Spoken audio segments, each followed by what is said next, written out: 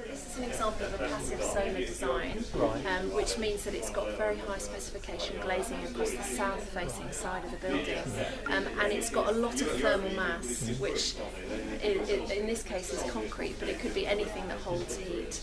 So in something like an earthship, the thermal mass that uses is soil in tyres, and the tyres are stacked up, and that creates a big thermal mass at the back of the building. But this is built into a hillside, so that's also thermal mass, and it allows the heat from the sun to be absorbed into the building material. So it's got the photovoltaic panels for electricity, but it's also got solar thermal, which are providing hot water for the bathroom and the kitchen. But it's also providing underfloor heating.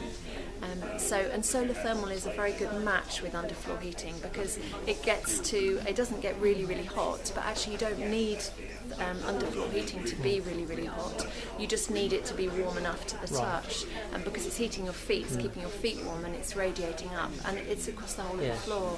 And solar thermal is actually a very efficient way of using the sun to heat, because you're basically heating water, which is then being used to heat under the floors. Did you expect the place out and watch the building? No. I'm not the designer. Colin's the designer.